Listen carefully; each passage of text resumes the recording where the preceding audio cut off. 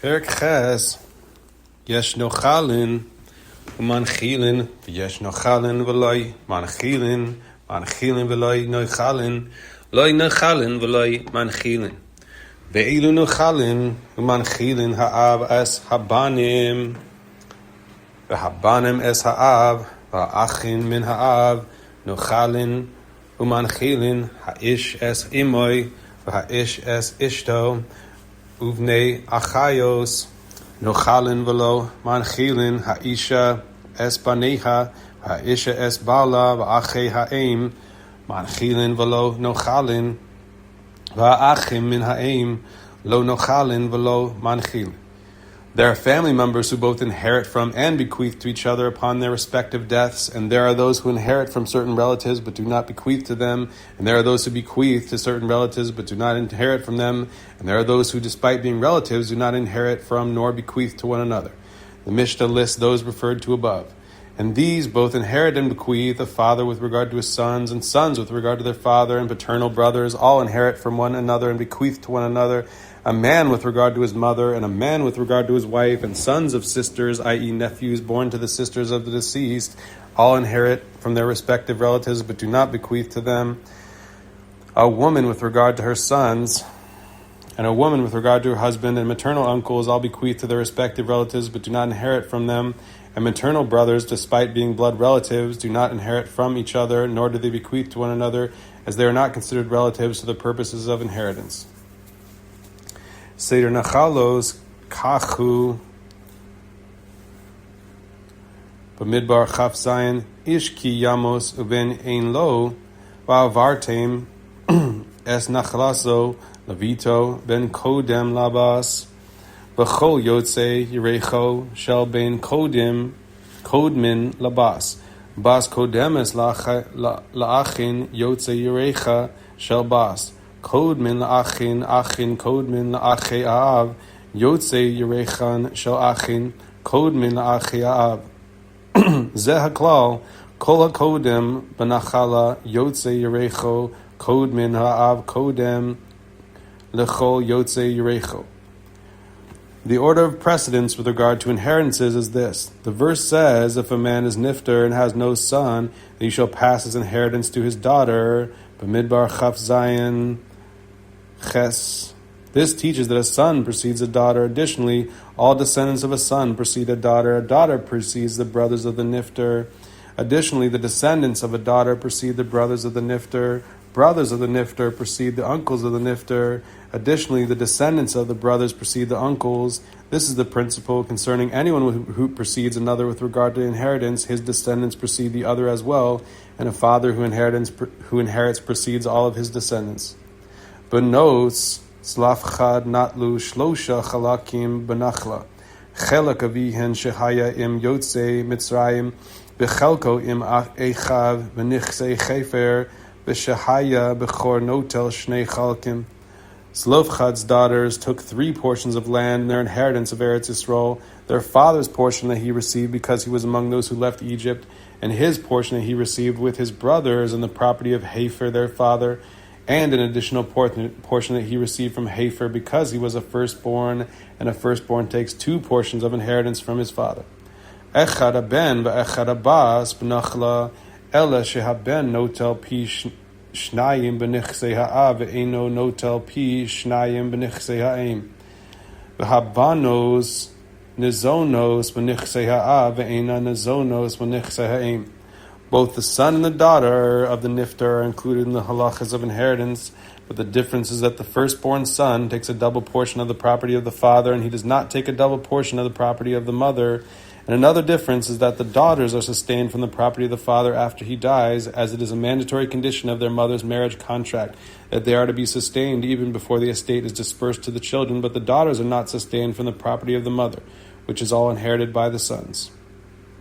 Ha'omer ish ploni b'nei b'chor lo yitol pi shnayim ish ploni b'nei lo yirash im echav lo amar klum shehisna al ma shekasu b'torah hamchalek nechasav levanav al piv riba le'echad ami'et le'echad v'hishva lehen es habchor devarav kayamin Vim Amar Mishum Yerusha Lo Amar Klum Kasav ben Batchila ben Beemsa ben Besof Mishum Matana Devarav Kayamin HaOmer Ish Ploni Yerasheni Bimkom Sheyesh Bas Biti Sirasheni Bimkom Sheyesh Ben Lo Amar Klum Shehisna Alma Shekasu B'Torah. Reb Yochanan ben Baroka Omer Im Amar Al Mi Shehu Ra'ui Leyarshoy Devarav Kayamin Val Mi She'ein Ra'ui Leyarsho Ein Devarav Kayamin Hakosev Es Dechasav Lacherim V'hiniach Es Banav Ma She'asa Asui Aval Ein Ruach Chachamim Nocha Hemenu. Rabbi Shimon ben Gamliel Omer Im Lo Hayu Banav Noagin Kashura Zachur Latov. In a case of one who says, so and so my firstborn son will not take a double portion of my estate, or one who says, so and so my son will not inherit my estate among his brothers, he has said nothing, as he has stipulated, counter to that which is written in the Torah.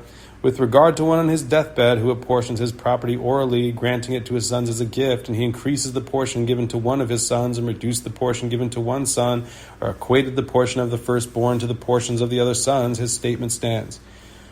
But if he said that they will receive the property not as a gift but as an inheritance, he has said nothing. If he wrote in his will, whether at the beginning or in the middle or at the end, that he is granting them property as a gift, his statement stands.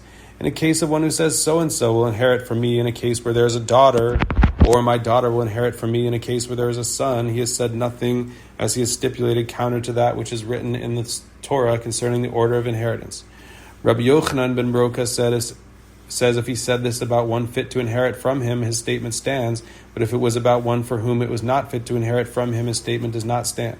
With regard to one who wrote a document granting his property to others as a gift and left his sons with nothing, what he did is done, i.e. it takes effect. But the sages are displeased with him. Rabban Shimon ben Gamliel says if he did so because his sons were not acting properly, he is remembered positively.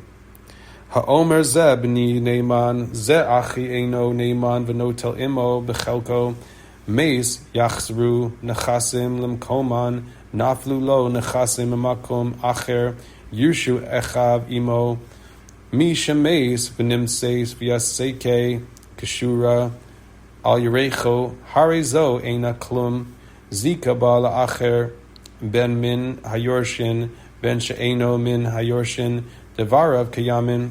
One who says, this is my son, is deemed credible. One who says, this is my brother, is not deemed credible with regard to his other brother's obligation to share the inheritance with the subject of his statement.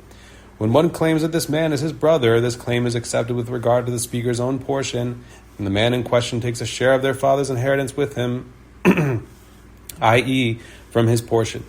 If the man in question dies, the property he received from the father's inheritance shall return to its place, i.e. to the possession of the brother who testified on his behalf, from whose portion he received a share. If property came into the man in question's possession from somewhere else other than from the father, and the man in question died, all the brothers of the one who testified shall inherit with the one who testified, as according to his claim they too are the heirs of the deceased. With regard to the one who died, in a will written by a person on his deathbed, Diatike is found bound to his thigh, which clearly indicates that it was written by him and was not forged. This is nothing. The will is not valid, as he did not give it to anyone, and he may have reconsidered. If he transferred ownership of the will to the designated recipient through another person, whether one of the heirs or whether not one of the heirs, his statement stands. Hakosev nechasav levanav tzarich sheyichtov mehayom la'acher misa.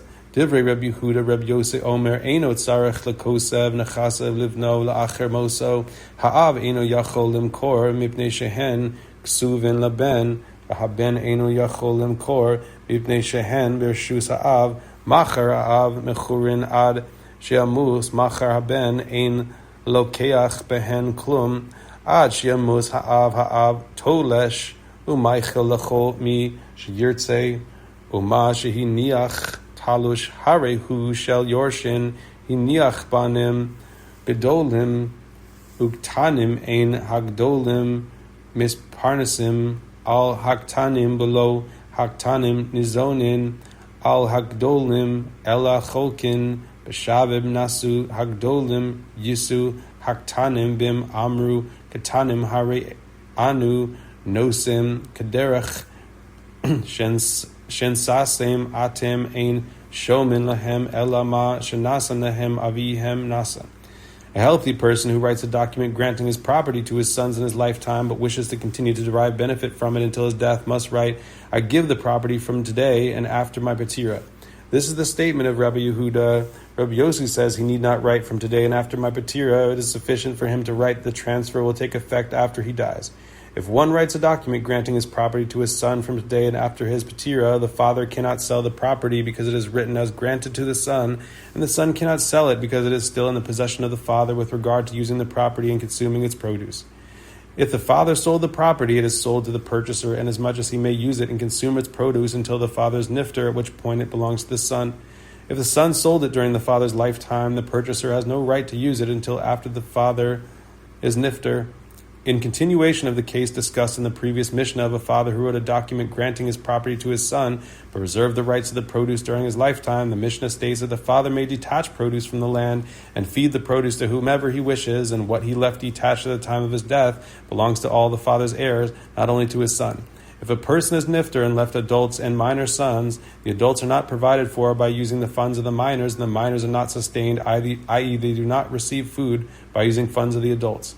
Rather, they receive a share of the inheritance equally, and each son sees to his needs from his own share. If the adults married, the minors marry, as the Gemara will explain. But if the minors say, we are marrying in the same manner that you adults married during your father's lifetime, the court does not listen to them. Rather, whatever their father gave the adults in his lifetime, he gave them, and the minors do not have the right to receive more than their share of the inheritance.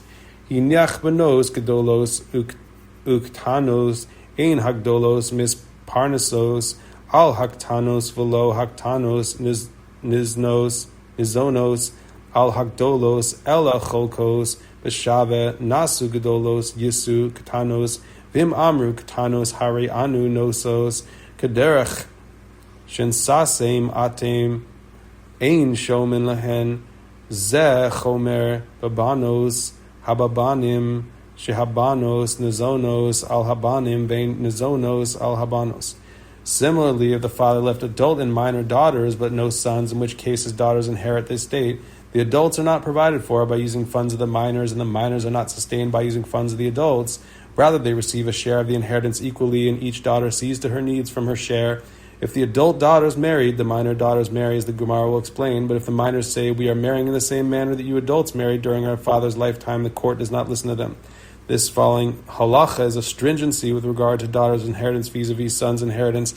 The halacha is that the daughters are sustained by using funds of the sons, as stipulated in their mother's marriage contract. They are not sustained by using the funds of the other daughters.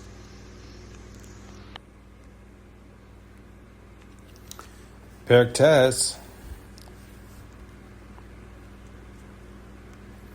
Misha meis v'hinyach banim uvanos bizman Shehan chasim, merubim, habanim, yirshu, habanos, yizonu, nechasim, mu'atin, habanus, yizonu, habanim, yishalu, al hapsachim, admon omer, bishvil she'ani zachar, hifsati, amar Rabban Gamliel, roi ani es divrei admon.